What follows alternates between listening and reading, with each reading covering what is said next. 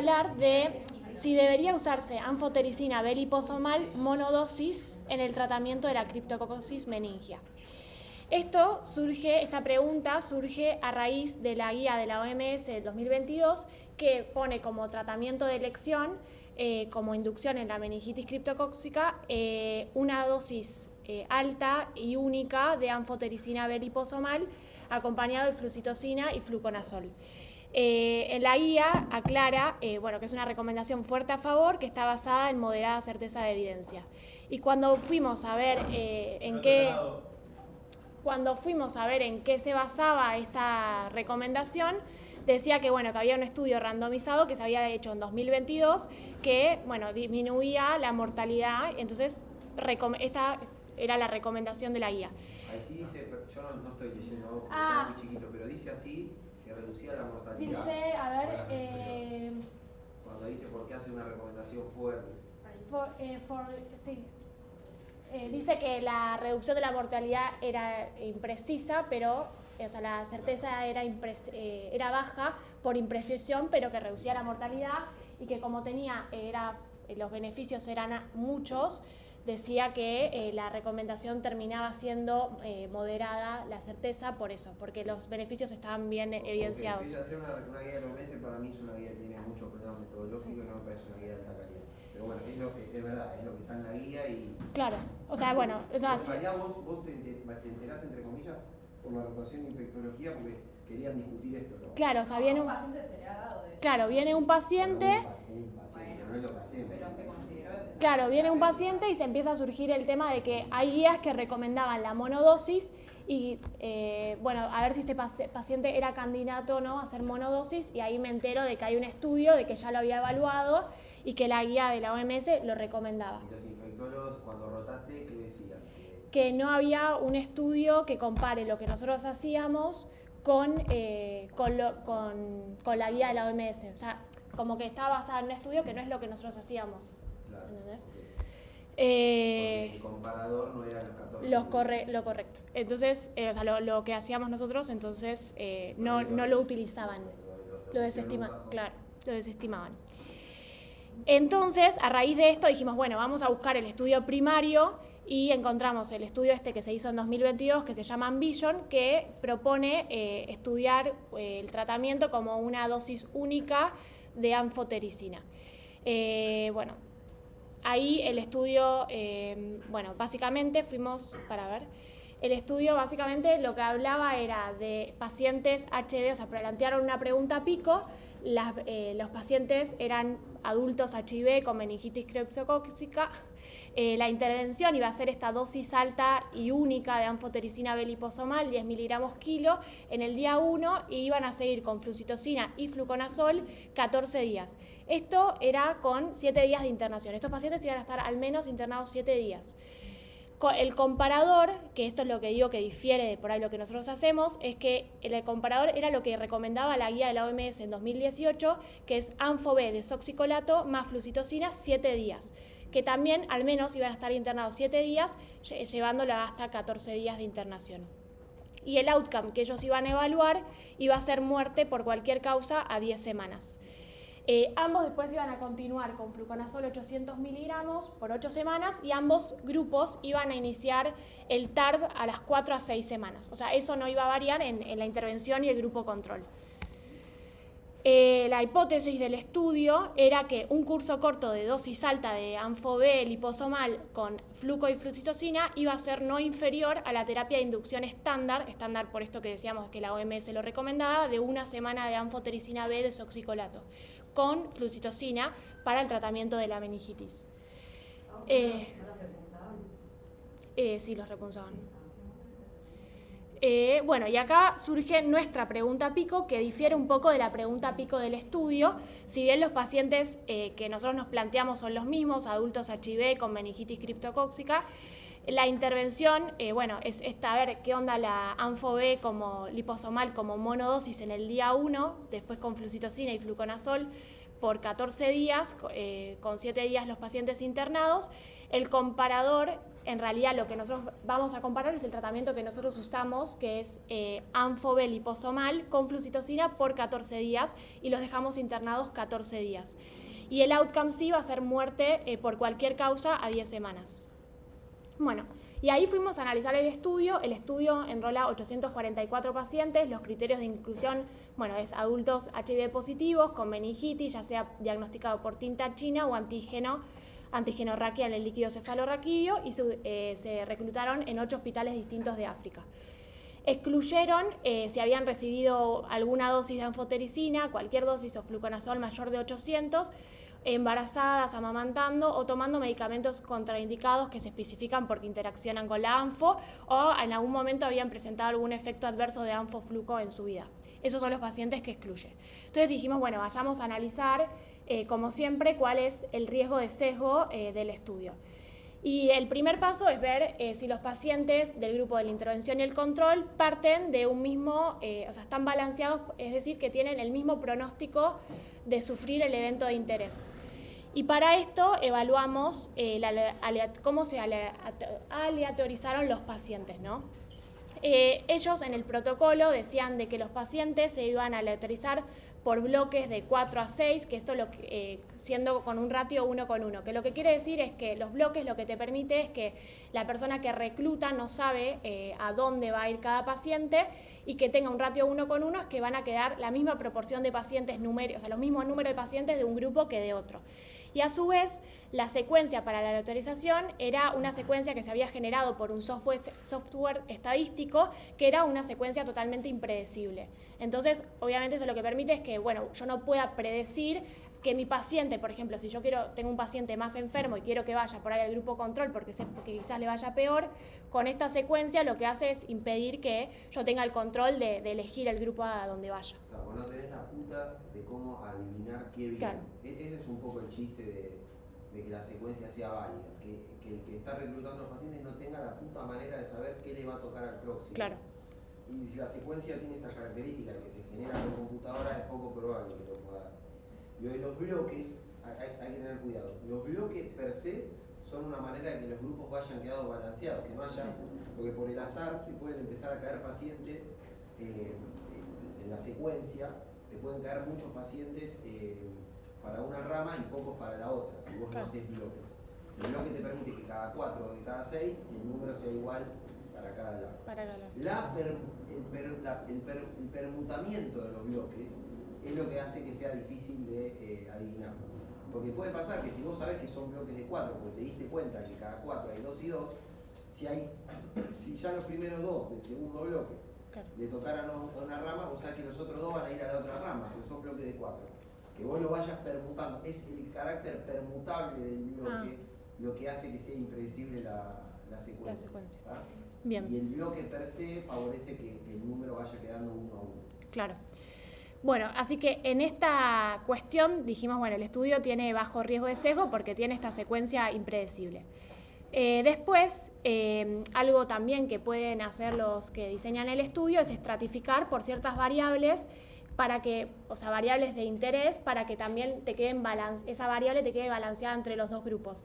Y acá la única que se establece en el protocolo es que iban a estratificar por sitio. Esto quiere decir que las personas que de cada centro iban a quedar balanceadas para que, por ejemplo, la atención médica que recibían o la población de ese centro no sea un factor que vaya a alterar los resultados y como que, claro, no te queden como si te atendían peor, te iba peor.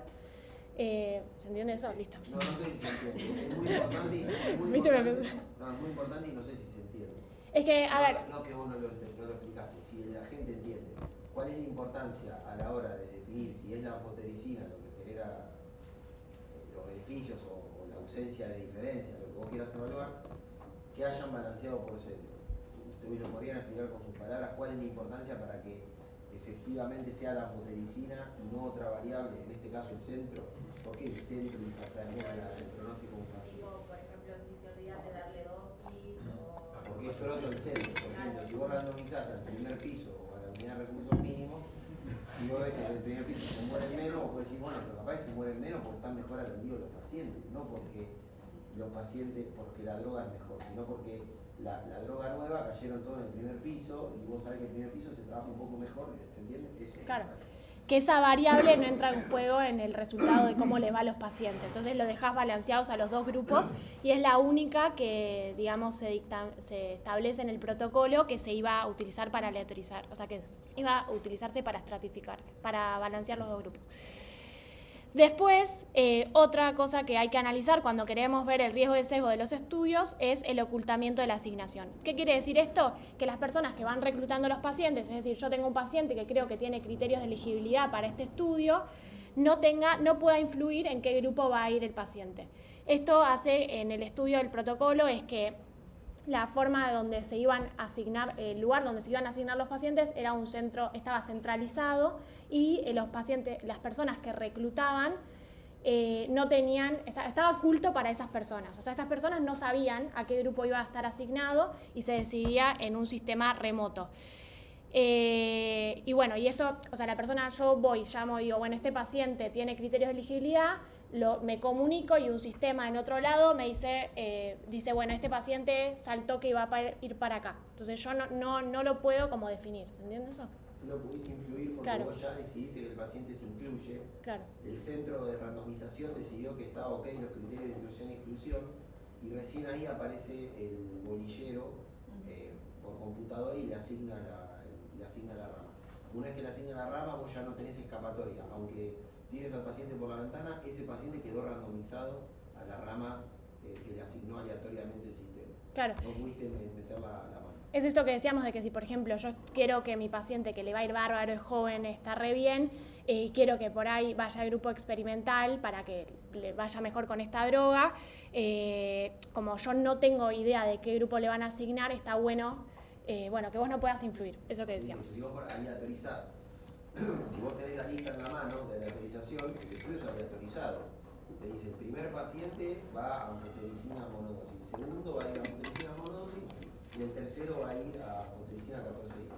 Si vos tenés eso en la mano, que sería un extremo, pero hay matices, si vos tenés eso en la mano y cuando viene uno, cuando dice, está bárbaro, ese lo reclutás primero. Si de atrás está hecho mierda, pero toca anfomonodosis, decís, vos esperá un poquito, y lo llamás a Luca, y así vas metiendo la mano en la lata. Es una fila de Cristo. La vergüenza es tranquila. Es la historia de los estudios clínicos randomizados en la primera etapa de su desarrollo en los años 60. O sea, sabían que era importante, pero igual metían la mano en la lata. Y con todas estas cosas se hace mucho menos probable que como lo logres romper.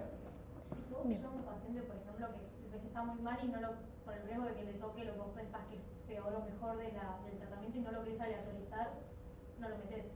Sí, o sea, no llamás y haces lo que querés. Sí.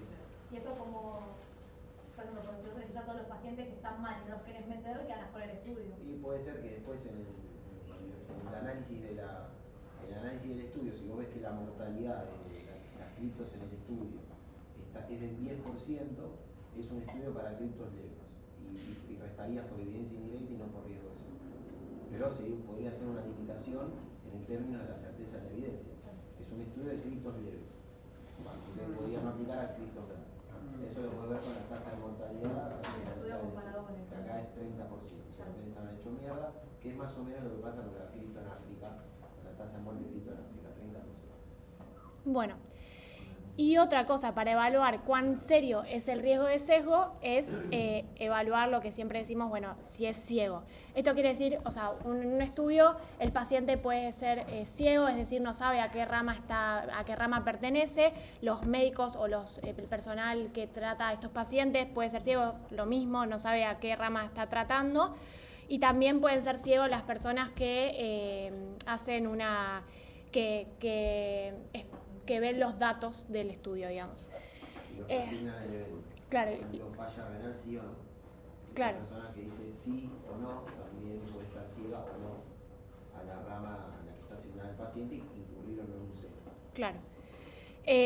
Y nuestro estudio es, una vez que se había inscripto, el paciente daba su consentimiento informado y se sabía qué grupo se asignaba, los pacientes y las personas de los médicos tratantes, ambos sabían a qué grupo pertenecía. Entonces era un estudio abierto Esto en el protocolo se dice que es abierto porque era impracticable que uno tiene una superdosis y el otro eran 7 días recibiendo dosis, como las formulaciones eran muy distintas, entonces por eso lo iban a hacer abierto.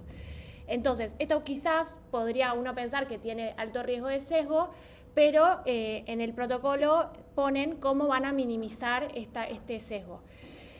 Ellos lo que hacen es establecer un outcome primario, o sea, lo que vamos a ver es mortalidad por cualquier causa. Y lo que hace esto es que la mortalidad, al ser un dato duro, estás vivo o muerto, hace de que esto, mi interpretación, no pueda influir en la cantidad de personas que se mueren, y a su vez que sea por cualquier causa, hace que no entren estos matices de, por ejemplo, si es, bueno, muerte por cripto, capaz si yo quiero que le vaya mejor, bueno, no murió por cripto, murió por otra cosa, entonces que sea muerte por cualquier causa hace que no esté como libre de interpretación y subjetividad de la persona que va a interpretar esos resultados. Podría llevar a que uno cuide más a los pacientes como... Claro, eso es el tema de las cointervenciones. Yo, puedo decir, es mortalidad, pero después a esta persona le retraso el inicio del TARP o le doy los antibióticos, me los olvidé de dárselos ese día. También en el protocolo lo que hacen previamente es como diseñar que el estudio, cómo se le van a administrar el fármaco a ambos grupos por igual. Le vamos a pasar tales cantidades de electrolitos, le vamos a hacer el laboratorio el día 1, 2, 3 y 7, le vamos a hacer las PLs evacuatorias tales días, como van protocolizando bien cómo van a administrar no solo el tratamiento en sí, sino también cuándo le van a dar Fluc 800 y también cómo se van a ir comunicando, haciendo el seguimiento de esos pacientes. Algo que, más adelante vamos a ver es si esas cosas se cumplen, o sea, una cosa es que estén protocolizadas y después ver si ese protocolo se va a alterar. Pero eso es como para también evitar que haya este sesgo de... Sí, pero está bien planteado acá igual, cuando Maga trae la duda, es un buen momento, claro. Es el momento para discutirlo. Entonces, en la medida que los estudios abiertos, los protocolos están muy bien detallados, y dichos protocolos se cumplieron, porque vos podés detallar muy bien el protocolo, pero después tenés mucha desviación del protocolo, en la medida que los protocolos son detallados para todo lo que a vos te parece puede influir en la muerte, a tu juicio como médico. Y eso se cumple, porque se dice cuántos cumplieron el protocolo y cuántos no cumplieron el protocolo. En la medida que la proporción que no cumplieron el protocolo es mucho menor que las muertes que vos ves en el estudio, podés estar tranquila que el hecho de las cointervenciones podría influir menos. Siempre igual va a quedar un margen de duda y no es lo mismo que hacer un estudio de doble ciego, que se puede hacer, pero en África, Botswana, Malawi y cosas no es muy difícil organizar esto, pero se puede, ¿no? Y que algo se pueda o no se pueda hacer no tiene nada que ver con tu juicio del riesgo de sesgo, ¿está? Pero ¿qué querés? ¿Qué querés que haga? No tiene nada que ver, vos podés no hacerlo y tenés que juzgarlo en consecuencia. No es que hay que ser más benévolo porque es más difícil hacer el estudio, o porque es impracticable o porque no es ético, ¿está? Son cuestiones diferentes. Bien. Así que con esto disminuían el riesgo de sesgo, ¿no? Y ahora fuimos a ver si los dos grupos de la rama de intervención y el control comenzaban el estudio con el mismo pronóstico, o sea, tenían la misma probabilidad de sufrir el evento de interés. Y acá se presenta en la tabla 1 del estudio ciertos factores como la edad media, el sexo masculino, si eran nuevos diagnósticos de HB, un montón de variables, y te mostraban cómo estaban balanceadas entre los dos grupos, que todas estas variables estaban balanceadas. Pero acá surge otra cuestión, que es decir, está bien, bárbaro, estas variables están balanceadas entre los dos grupos, pero ¿qué onda las cosas que sí influyen o que está demostrado que influyen en la mortalidad de criptococosis? Porque yo vi esta tabla y dije, listo, está todo balanceado, pero no me había planteado que hay factores de riesgo conocidos en otros estudios que te dicen a estos pacientes les suele ir peor. Entonces hay que ir a buscar si esas cosas en algún momento se balancean entre los dos grupos.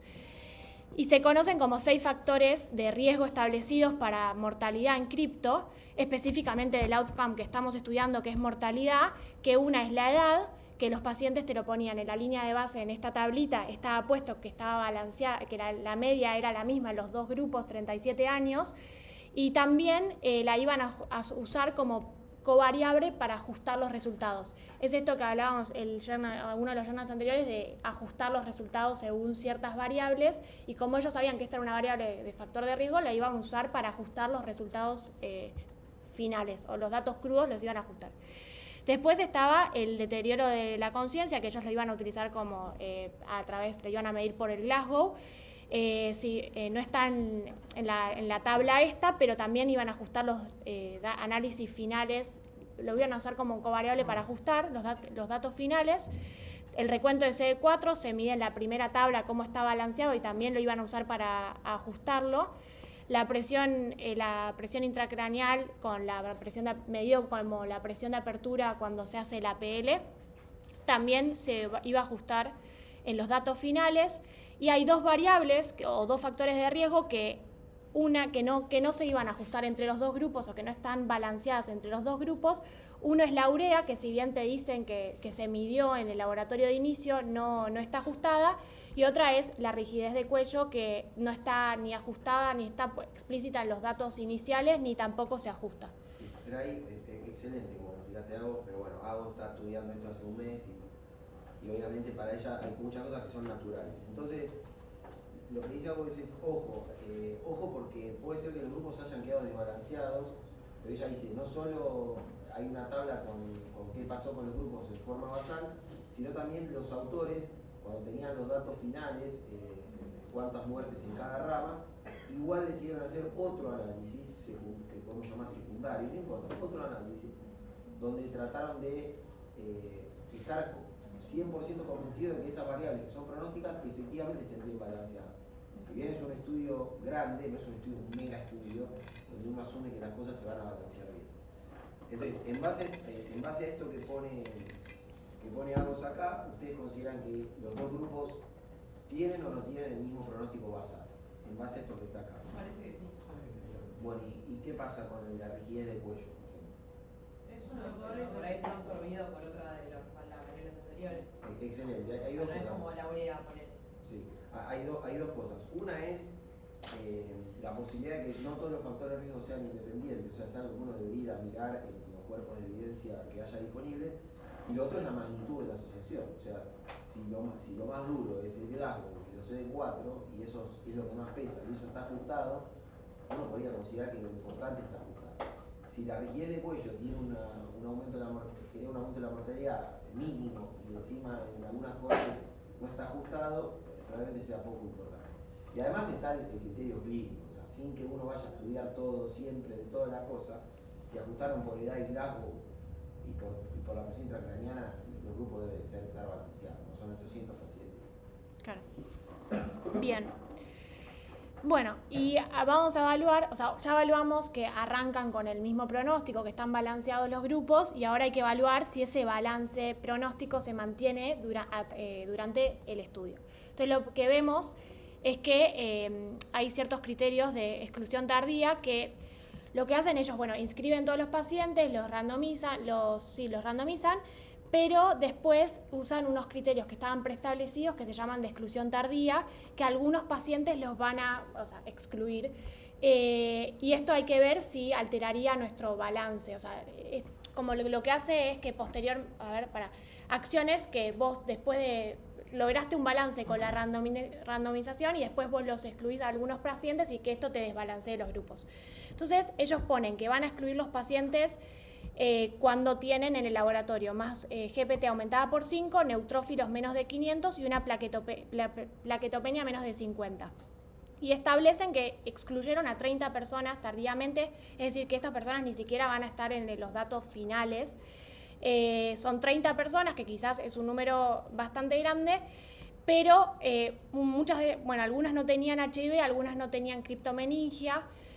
Y después, o sea, nosotros nos planteamos, bueno, estas personas que excluyeron, ¿nos cambiaría el balance entre los grupos? ¿Va a afectar los resultados? Y esas variables por ahí, la plaquetopenia, no nos condiciona tanto el resultado, pero la que por ahí sí nos cuestionamos un poco más fue los pacientes con neutropenia. Porque si por ahí los pacientes de neutropenia uno dice, bueno, le va a ir mucho peor que a los otros, y si yo saqué todos los del grupo experimental, de repente terminaron saliendo muchos del grupo experimental, o sea, los que estaban peor, va a alterar el resultado. Pero los que vimos que se sacaron por neutropenia severa fueron solo 5 personas, y los otros criterios creemos que no va a alterar el balance. ¿No? Claro, 3 y 2. Así que creemos que ese factor no alteró el balance. En términos de los datos no analizados, exclusivos, excluidos, los pacientes excluidos, siempre es importante ver el número total de excluidos en relación con el número total de eventos de interés. Entonces, si vos tenés 30 excluidos y 200 muertes, hace un poco de ruido. Si tenés 30 excluidos y 2000 muertes, no te pongas a mirar por qué están excluidos los pacientes, no pierdas tiempo. ¿Tá? Y bueno, acá todo lo que explicó Agostina muy bien de que el duro para exclusión era la neutropenia y estaba balanceada en los dos grupos. Bien. Por lo tanto, para nosotros la exclusión tardía no era un problema, ¿no? O los datos no analizados no eran un problema. Bien. Y después entramos en eso que...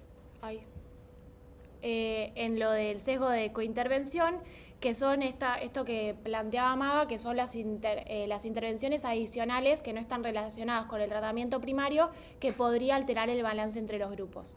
Y es esto que mencioné antes, que se estipulaba en el protocolo, la administración del fármaco, cómo iba a ser y todas las cuestiones que iban del tratamiento, que no son la administración per se, cómo iban a ser en los dos grupos. El tema acá es que también, bueno, había que ver si se alteró, o sea, si por más que esté protocolizado, eso se cumplió, que bueno, ahora lo vamos a hablar, o sea, son las personas que después se dice que no cumplieron el protocolo per se como está planteado. En este trabajo es más o menos excluyen 30 personas que no lograron cumplir el protocolo Otras tal cual. 30, no las 30 Claro. de las que hablábamos antes, ¿no? Pues entonces, justo son 30, pero... Claro, Es otra cosa. otras 30 personas, o sea, lo que quiere decir es, bueno, si de repente hay un montón de personas que no cumplieron el protocolo, por ahí a uno le hace ruido estas cointervenciones y obviamente tiene que estar detallado en el estudio. Y bueno, y también una cointervención es cómo vas a plantear el seguimiento de los pacientes en los dos grupos, que los vas a seguir de la misma forma también. Entonces, por esta parte, bueno, nada, eso, porque ahora voy a hablar de intención a tratar, o sea, del grupo de intención a tratar, que van medio de la misma mano. Después, otra pregunta que hay que hacerse es si los resultados de los participantes se analizaron en el grupo que habían sido randomizados. Y acá entra en juego este concepto de intención a tratar, que son todos los pacientes que yo randomicé, por más que hayan o no cumplido el tratamiento, por más que se hayan perdido o les haya pasado cualquier cosa, se van a estar analizando. Eso es intención a tratar. Y el otro es por protocolo, que es solo los que siguieron a rajatabla el protocolo como yo lo dije. Acá vemos que solo 30 personas no cumplieron el protocolo tal cual, y bueno, también te da una pista de la cointervención y si hubo si pudo haber riesgo de sesgo por cointervención. Son 30 personas que no cumplieron el protocolo de 800 pacientes. Claro. O sea que la gran mayoría, creo que serán 95%, no quiero decir boludeces, 94%, 93% sí cumplieron el protocolo como estaba planteado, y por lo tanto uno asume que la probabilidad de intervenciones grandes en la gran mayoría de los pacientes no existió. Digo, diferenciales, ¿no? O sea, que se haya atendido mejor a un grupo que al otro. Si más del 90% se atendieron como decían que se iban a atender en las dos ramas, Va bien. estaría un poco más tranquilo de que las intervenciones pueden influir fuertemente en los resultados. Claro. Otra situación también es que lo hayan cambiado de rama al paciente. Claro. Es como que eso también sería. Bueno, pero yo te Excelente. puse en la rama control, y por más que te diga el tratamiento de la intervención, para mí vos sos del control. Por más que yo le di la droga. Claro. Porque la determinación dijo que vos estabas en el control. Entonces Sí. sería Sí. ¿Eso es tipo por un error? No, porque vemos que estaba evolucionando muy mal, no sé, por Por la presiones, la vida, familia ¿no? dice, probemos la nueva droga, por favor, probémosla. Bueno, probamos. Pues en este caso no era doble ciego. Bien. Sí. Lo que sea por lo que sea que Exacto. Un paciente se puede cruzar de rama, acá no estaba permitido, y los cruces de rama tienen que ser tenidos en cuenta en los análisis. Por eso siempre, si hay cruce de rama, es mejor analizar tanto el puro, excluir a los que se cruzaron, o analizarlos a una rama y a la otra y ver qué pasa. Es un tema sensible y se puede analizar desde el punto de varias aristas. En este estudio no estaba permitido el cruce de la rama, pero hay que mirarlos. Perfecto. Bien. Bueno, y acá los resultados, cuando el estudio te presenta los resultados, te pone explícitamente la cantidad de pacientes que se habían randomizado en una rama y en la otra finalmente son 407 y 407, y te ponen el número total de pacientes, o sea, la mortalidad del número total de pacientes. O sea, vos sabés que lo interpretaron con todos los pacientes que habían randomizado. sin importar qué les pasó. De intención a tratar. Ellos te ponen... También, pero ellos te presentan como los resultados de todo el estudio, o sea, de todos los pacientes randomizados. Y eso es importante como ver que esté puesto, digamos. Después, otra cosa a ver si se mantuvo el balance es la pérdida de seguimiento, porque bueno, los pacientes que se pierden suelen tener un pronóstico distinto a los pacientes que adhieren al tratamiento. Acá ellos habían protocolizado cómo iban a lograr que no se pierdan tantos pacientes, por ejemplo, iban a hacer asistencia financiera, visitas a los domicilios, todo eso para disminuir la pérdida de seguimiento, y eso iba a estar en los dos grupos, se iba a realizar. Y lo que tiene este estudio es que ningún paciente se perdió en el seguimiento, que fueron 4 años duró el estudio. Bueno, después, otra cosa que puede hacer que sobreestime también el resultado es que, por ejemplo, hay muchos estudios que de repente empiezan a ver mucho beneficio del tratamiento experimental, entonces cortan el estudio previamente y eso hace que por ahí se sobreestime el efecto de ese tratamiento. Acá el estudio, o sea, finalizar tempranamente, acá el estudio establece cuándo se va a finalizar, hasta el seguimiento del último paciente y la llamada telefónica que se iba a hacer a la semana 16, y no ponen que no se finaliza previamente. Bien. Y ahora vamos a analizar los datos de cuán grande es el efecto del tratamiento. Y bueno, se pudo ver que la mortalidad a 10 semanas en el grupo de intención a tratar, primero analizamos el grupo de intención a tratar. En el grupo control, la mortalidad fue del 28,7%, que murieron 117 personas de 407 con el intervalo correspondiente. Y en el grupo experimental murieron 24,8 pacientes, 101 de 407. Esto daba una reducción del riesgo absoluto de más o menos 3,9 puntos porcentuales a favor del tratamiento experimental, con una disminución del riesgo relativo del 14%, que eso iba del 0,7 al 1,1 del intervalo de confianza del riesgo relativo. Entonces, acá en el gráfico, este gráfico muestra la diferencia de la mortalidad entre los dos grupos. Espera un poquito, porque hay algo acá que no quiero que genere ruido. Yo tampoco soy experto, pero cuando ven el gráfico ese azul que armó, van a ver que le pone un intervalo de confianza a la tasa de muerte. Eso es raro para nosotros, que no somos tradicionalistas. Pero es de una manera porque hay una manera de modelar el número de muertes cuando vos querés hacer análisis específicos que tengan el mayor control de las variables de interés y qué sé yo. Quedémonos por ahora que hubo 117 de 407 muertos, y eso es un 28,7 o un número muy parecido a 28,7 en el grupo control, y lo mismo, los números para el grupo experimental. No le den mucha bola al margen de error de la estimación de riesgo absoluto, porque es bastante chocante para nosotros, porque no solemos hablar así. No es que esté mal, hay un trasfondo estadístico que en otro momento lo podemos explicar en un futuro mediano plazo. Pero bueno, vale, seguí. Entonces ibas a hablar, lo que está graficado en realidad es una diferencia de riesgo, ¿no? Claro, diferencia de riesgo entre el grupo experimental, cero es la línea del cero en el eje de las ordenadas, es cuando no hay diferencia de mortalidad entre los dos grupos.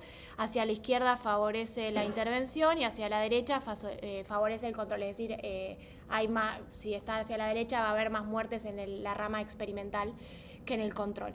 Y primero vamos a mirar acá en intención a tratar los datos no ajustados, que son estos datos crudos que reflejan acá en el costado en este cuadrito, y mostraban que la mejor estimación de efecto era una reducción de casi el 4% a favor de la rama experimental, con un intervalo de confianza que iba de menos 10% hasta 1,2, o sea, bueno, atravesaba la línea del cero. Y acá en este trabajo, que es un ensayo de no inferioridad, entra en juego algo que llamamos el umbral, que ellos establecen en el protocolo. Yo había dicho que en un ensayo iba a decir que la droga experimental iba a ser no inferior al tratamiento estándar. Y el tema acá es ver para ellos, ¿qué va a ser no inferior? Y ellos establecen en el protocolo que va a ser no inferior si el límite superior del intervalo de confianza en la diferencia de mortalidad estaba por debajo del 10%. O dicho de otra forma, el peor resultado que podía darle al tratamiento experimental estaba por debajo del 10%. Entonces, acá... Un aumento en la mortalidad del 10%. Claro. ¿Cómo ibas a decir algo? Ibas a decir algo. No, 10 Dale, muertes dale. más, no sé, 10%, 10 muertes más. No, 10 muertes más casi. Claro. 10%. Ellos dijeron, si la distribución la distribución de nuestros resultados y el rango de efectos plausibles, que es lo que da el intervalo de confianza de la estimación, de cada una de esas estimaciones, intención de tratar, por protocolo, ajustada, no ajustada, habrán elegido alguna, pero no viene al caso porque todas están del lado izquierdo del umbral. Si el rango plausible permite excluir un aumento en la mortalidad que supera el 10%, para nosotros la droga no es inferior. Y ellos hacen toda una justificación de por qué eligen el 10%, para su contexto, digo para su contexto porque es un estudio hecho en África subsahariana, y la lógica que ellos encuentran es que como hay una variabilidad en la mortalidad entre centros que es entre el 6 y el 8%, es aceptable que una droga incluso sea peor que la otra hasta en un 10%. Es algo así la teoría de ellos, no la estoy jugando como buena o mala, pero ellos dicen que si las drogas la distribución de los efectos permite excluir un aumento de la mortalidad de 10%, es bastante decente la monodosis. O sea, Porque una si pregunta, aumenta- para verlo más claro. Ellos en el grupo control con el tratamiento que hacían siempre se murió el 28% de los pacientes. Sí, 29 casos. 29%. Y ellos iban a estirar que con el grupo experimental se podía morir hasta 39%. Claro. Y para ellos lo experimental iba a ser no inferior. Claro, es tolerable un aumento de la mortalidad del 10%. Y acá nuestro resultado es que fue del 25%, o sea, menos. Sí, Menos. Claro. Y el margen de error incluye la posibilidad de un aumento de la mortalidad de 1,2%, que es lo que puso ahí Agos, que dice reducción de riesgo absoluto, 4% menos, 4 puntos porcentuales menos, 3,9 en realidad, de menos 10 a 1,2. Y Claro. ellos hubiesen tolerado hasta Más. Claro. a 10. Sí, Y ellos hubieran tolerado hasta 10. siempre mirando como el peor resultado, o sea, el límite superior del intervalo de confianza, o sea, no la mejor estimación. Entonces acá lo que nos planteamos es, bueno, ¿qué onda este umbral? ¿Es mucho, es poco? ¿Toleraríamos lo mismo que ese aumento de mortalidad? Y ahí es cuando mandamos la encuesta. Y acá entra el concepto de los ensayos de no inferioridad. ¿Qué son? O sea, un ensayo de no inferioridad lo que quiere decir es, te proponen una nueva intervención que tiene algunos beneficios, ya sea es más económico, tiene menos toxicidad. Nosotros sabemos que la anfotericina tiene un montón de toxicidades, que te lo den 7 días, con que te lo den una, probablemente reduzca la toxicidad. Entonces te dicen, bueno, tengo esta droga mucho más segura, no te digo que va a ser igual al tratamiento estándar, sino que te digo que es casi igual, o no es mucho peor. O sea, estoy dispuesto a tolerar algo como pérdida en la eficacia del tratamiento estándar por todos estos beneficios. Y acá entra de cuánto vas a estar dispuesto a tolerar de la pérdida de la eficacia, y por eso hicimos la encuesta que se plantean todos los beneficios de la ANFOC, del nuevo tratamiento experimental, o sea, que iba a reducir el riesgo de anemia, que te iba a reducir las hipocalemias, te iba a reducir el tiempo de internación, todos esos beneficios, cuánto creíamos nosotros que íbamos a estar dispuestos a aceptar como pérdida de eficacia o aumento de la mortalidad en la población. Obviamente que esos beneficios no están inventados, son los beneficios que reporta el estudio. O sea, no es una idea de cuáles podrían ser los beneficios, sino lo que reporta el estudio, obviamente de 1 versus 7 días, que tampoco es lo que hacemos nosotros.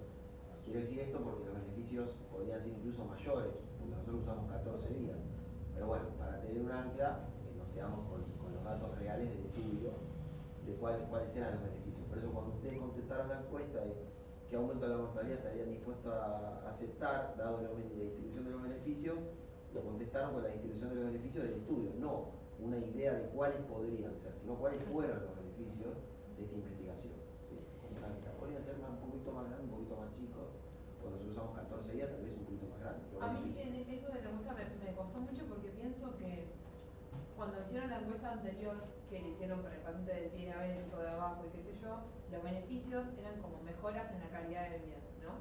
Entonces era como, bueno, está bien, por ahí, no sé, tiene cortan la pierna, pero mejora tal cosa, ¿no?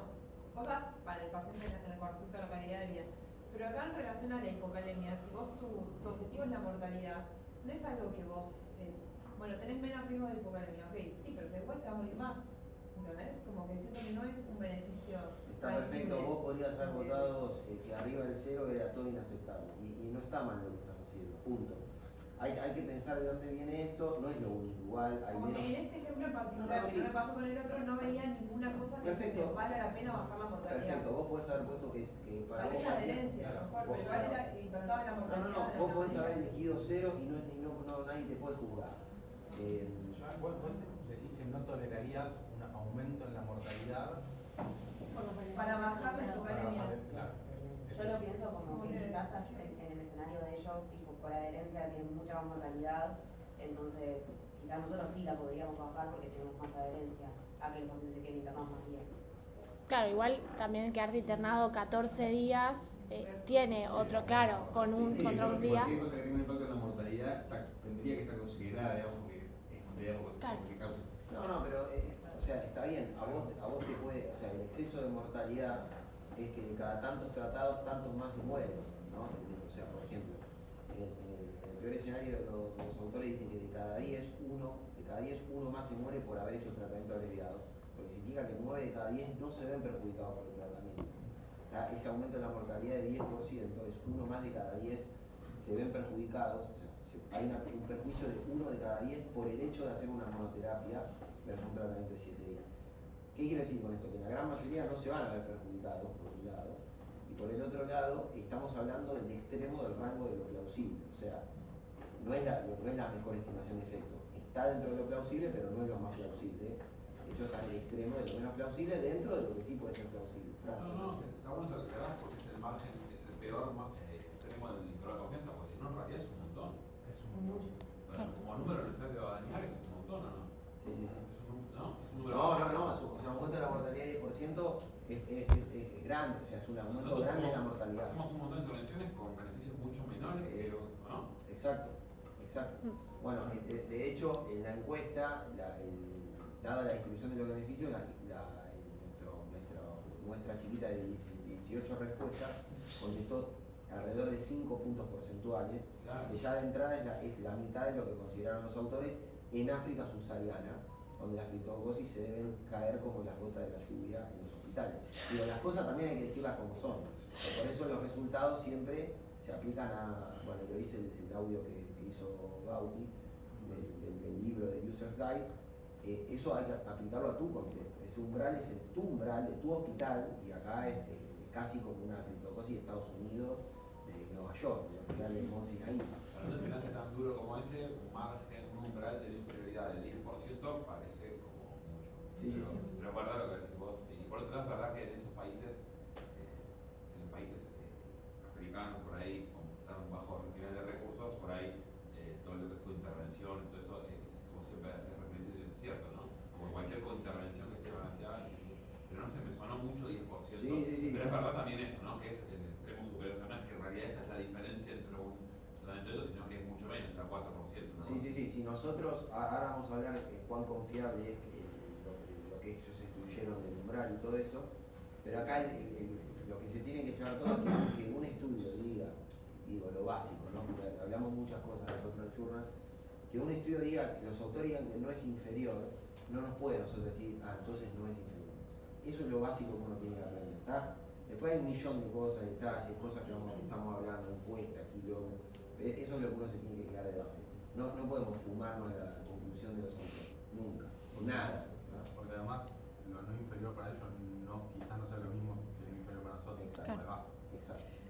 Y probablemente en África subsahariana, si yo estuviera coordinando el sistema de salud de África subsahariana, en una agencia subsahariana, yo diría que está más que aceptable el 10% de la mortalidad. Porque la gente se muere como mosca, meter una crisis y sacar otra, entonces le tirás un balde de anfotericina y lo sacás a la Podés casa. tratar muchos más criptos. Claro. Exacto. Eso es re importante. Exacto. Nosotros acá Hay más. tenemos una cripto por mes. No tengo el número, ¿está? ¿Dos por mes?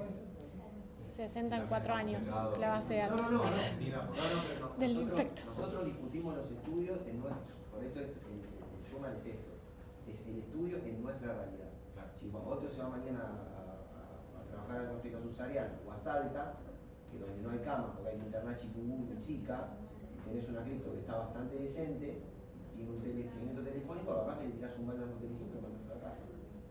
¿No? Puede pasar, no hace falta irse a África subsahariana. Te viene una crisis de una epidemia de dengue y lo tenés que hacer igual. Es un poco lo interesante de los umbrales, igual, ponerlos como en el contexto en el que estamos. Claro. Sí, exacto. Sí. Por eso la encuesta se hicimos a nuestros médicos. Bueno, y de 0 a 5%, la mayoría recomendaría el tratamiento experimental si están dispuestos a tolerar un aumento de la mortalidad del 0 al 5% para cambiar el tratamiento, y a partir del 5% las opiniones empezaban a cambiar, y del 5 al 10% la mayoría dejó de recomendar el tratamiento experimental, digamos. ¿Algo más de eso? No, volví a una.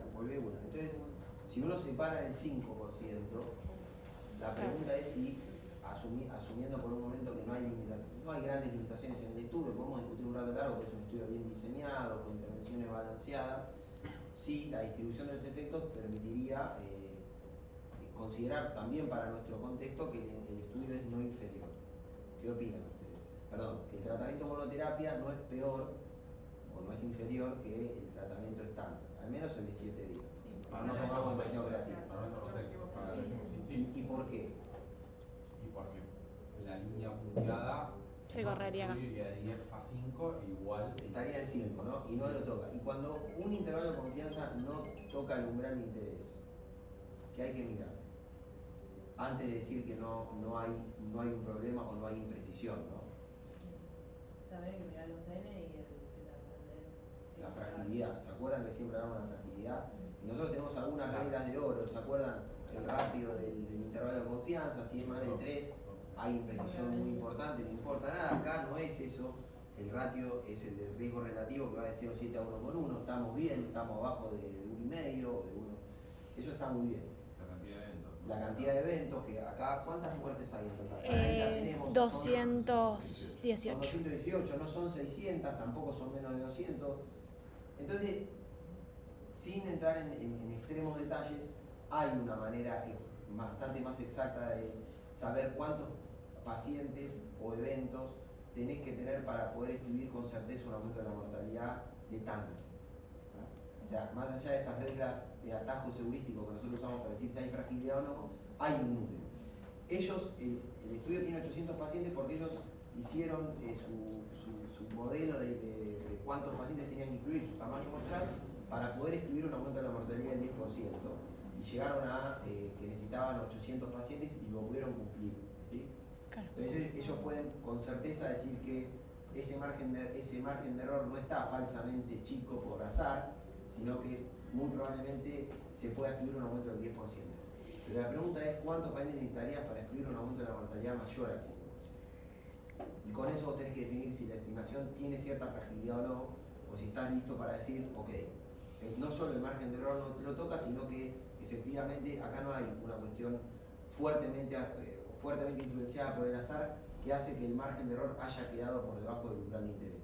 Y eso es la fragilidad llevada a un extremo de detalle. ¿Sí? Que es lo mismo que hacen los autores cuando diseñan un estudio primario para tratar de excluir al azar como la causa más probable.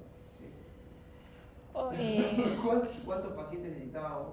Claro, entonces. Para excluir un aumento de la mortalidad del 5%.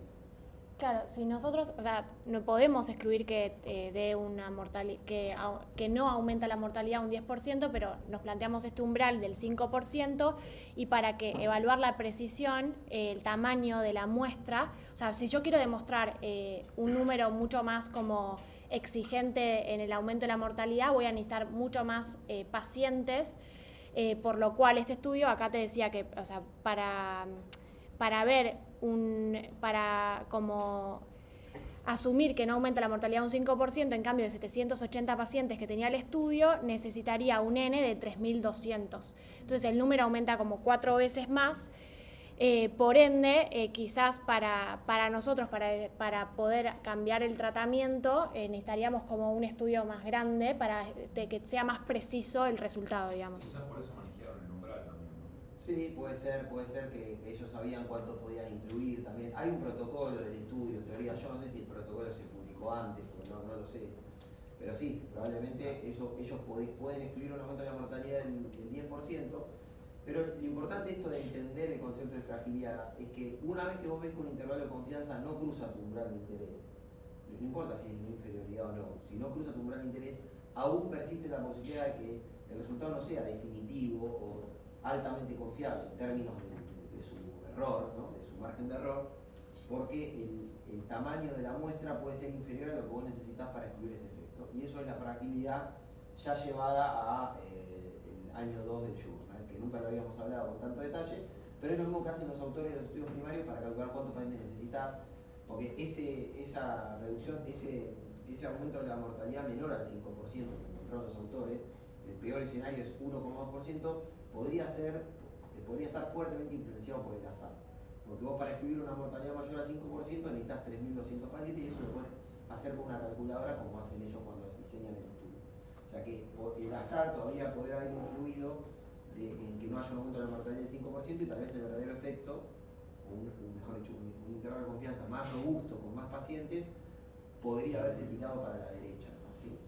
Y eso es la fragilidad. Es difícil esto que estamos hablando y es vomitivo, pero el concepto de que no alcanza con ver el intervalo de confianza cuando no se toca el umbral, sino que hay que ver el número de pacientes. Cuando hay 23 pacientes, 23 eventos o un ratio muy grande, no hace falta hacer numeritos, pero cuando el estudio parece un estudio importante, tenés que tener una idea más acabada.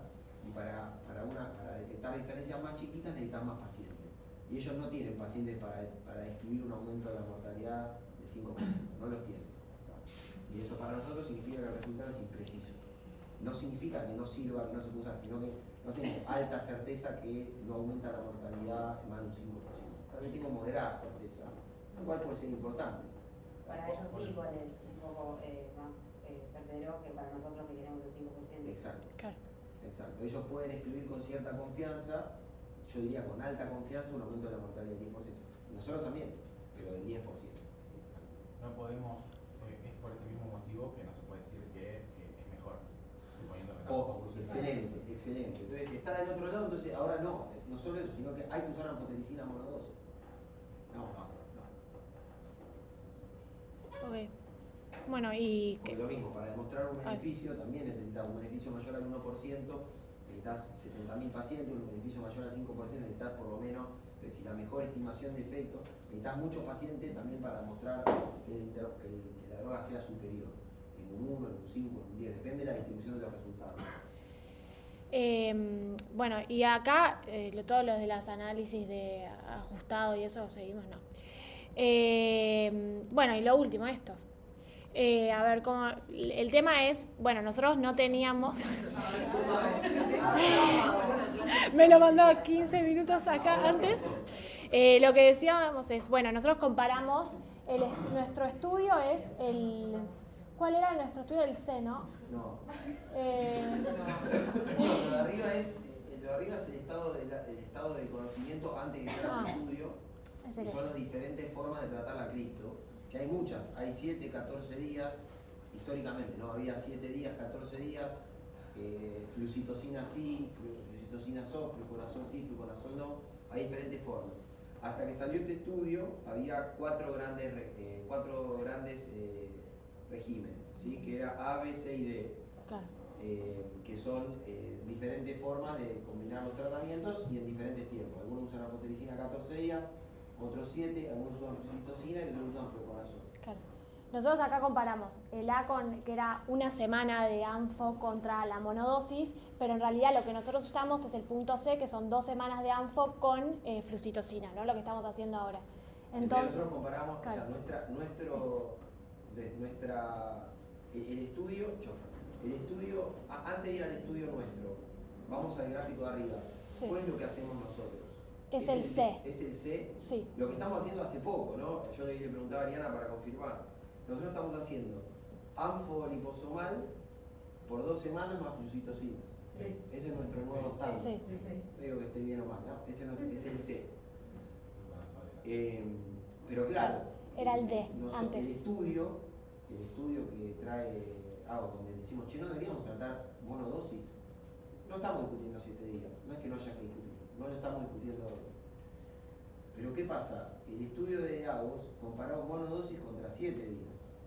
O sea, comparó contra el régimen A, ¿puede ser? Sí, El contra el régimen A. A es una semana de anfo liposomal más flucitocina. Sí, ni Sí. siquiera es liposomal. Sí, no, y el estudio ni siquiera es liposomal, ¿no? No, Es desoxi. Sí. Ok, perfecto. Además tenés... No está mal.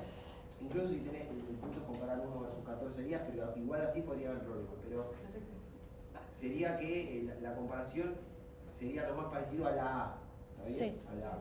Pero nosotros, en realidad, la comparación del estudio es la que está abajo y es un nuevo régimen que tiene una monodosis, que es el E, contra lo más parecido al régimen A, ¿sí? Que es anfofluco por una semana. El nuestro es el Entonces, C. ¿cómo mierda vos podés comparar E contra C si no tenés una comparación de E contra C? Porque en realidad, vos lo que querés comparar es E contra C, monodosis de flujo contra 14 días de flujo. Si vos le ganas a ¿Eh? Y más allá del chiste, vamos con un minuto para que entiendan todo, porque si no, no se entiende nada. Entonces, nosotros queremos comparar E contra C, Sí. porque nosotros usamos 14 días y lo que queremos saber es si hay que usar monodosis. Entonces, como no hay una comparación de E contra C, o sea, no hay monodosis contra 14 días, pero sí hay E contra A, que es monodosis contra 7 días, y hay C contra A, que es 14 días contra 7 días, vos podrías comparar un día contra 14 días, que es E contra C, a través del comparador común que es A. Igual, volviendo un segundo al tema del oxicolato, que en el estudio, yo me lo tomé, en el estudio dicen que usaban, el régimen era 7 días de oxicolato, Sí. o sea que sería E contra F. Sí, quédate ahí porque vamos a generar ruido. No es acá. Hay que asumir por un momento algo que es así, y es que el deoxicolato y la anfotericina no tienen cambios en la mortalidad. Cuando vos vas a mirar los estudios, que no hay tanto, no hay certeza de que el liposomal reduzca la mortalidad respecto a la deoxicolato. Pero volviendo a un punto, si vos no tenés manera de tener no hay una comparación cabeza a cabeza, podés estimar los efectos comparativos a través de un comparador común. Y eso se llama una comparación indirecta. Entonces vos podés comparar E contra C a través del común comparador que es A. Entonces si E le ganó 5-0 a A y C empató contra A, E es mejor que C. ¿Sí? Y esa es la base de las comparaciones indirectas, que vos me preguntabas el otro día. ¿Está? Claro. Entonces, nosotros lo podemos hacer esto y de hecho lo tenemos que hacer. Yo estoy tratando de convencer a 2 residentes cuyo nombre no voy a dar. Y hay que actualizar este metaanálisis en red para incluir el estudio nuevo. Porque el metaanálisis en red del 2022 se hizo justo cuando se publicó el estudio de Ambition que hoy trae ADOS. Y son pocos estudios, lo podemos hacer, son 8 estudios. Pero para el metaanálisis que comparas C contra A. El metaanálisis no incluye el estudio Ambition, entonces no tiene un nodo E, es monodosis. Claro. Compara todo eso, o sea, están todas esas comparaciones. Cada nodo A, B, C y D, esa E de mierda quedó ahí, pero no está mal. Ese A, B, C y D son los 4 regímenes que ellos encontraron estudios cabeza a cabeza. Pero ahora se agrega una quinta alternativa de tratamiento que nosotros la llamamos E. Entonces, si vos querés saber qué pasa entre E y C, necesitas hacer un network metaanálisis nuevo, que básicamente incluir un estudio más y tirar la red. Lo podemos hacer. Lo estoy convenciendo para que un journal hagamos eso. Y ya de paso actualizamos el network metaanálisis, traemos a los infectólogos y discutimos qué vamos a hacer con nuestros pacientes. Porque ahora ya no es un tema de si es liposomal o lo otro, si flucitocina, sino es 1, es 7 o es 14. Y para ciertos momentos del hospital, para ciertos contextos de los pacientes, ciertas preferencias de los pacientes, ciertos momentos de la sala. Nosotros tenemos un paciente ahora en la sala que se quiere ir. Se quiere ir, o sea, y se va a ir el fin de semana sin comer. Es que parece que el que acá se hizo monodosis, literalmente se eligió monodosis porque ya se conocía al paciente con el historial de adicción, de fuga. Entonces se terminó eligiendo eso, no tanto por un análisis como están haciendo acá, sino primero por algo que el contexto social de Claro. Antes que nada, pasemos esto y vemos. Sí, no está hecho el análisis, pero está en la cabeza porque esto. No, por eso. Porque si no parece que esto y lo otro son cosas diferentes. El infectólogo, que tengo un montón de cosas para decir, pero no es que es un boludo que le tiró esa cosa, me dijo, bueno, si se queda un día, si la dosis es tanto, le doy 14 veces más dosis y él no, pues, sino que el tipo sabe que está este estudio y que no parece haber grandes diferencias. Entonces, si tengo que elegir en un paciente que se va a ir, le meto la monodosis. Pero más allá de esto, que igual hay que considerarlo así, 1 no es 7, no es 2, 14, uno debería actualizar y ver cuán grandes son las diferencias. Porque la diferencia esta que se encontró y esta fragilidad que estamos discutiendo, que no nos permite excluir un perjuicio importante, puede no ser tal cuando vos tenés todo el volumen de la información a disposición de esa comparación incluso, ¿está? Porque vos ganás poder, ganás N, ganás volumen, robustez, cuando vos haces una red, porque ganás pacientes, ganás eventos. Y si la evidencia directa y indirecta no son diferentes, o la evidencia indirecta tiene un margen de error chico, vos podrías incluso llegar a la conclusión de que una droga no es inferior a la otra. Hay que analizarlo. Yo no lo hice y hay que hacerlo, y sentarse, pero no es tan grave, no es mucho más grave que preparar un journal estándar. Bueno, eso. Muy bien.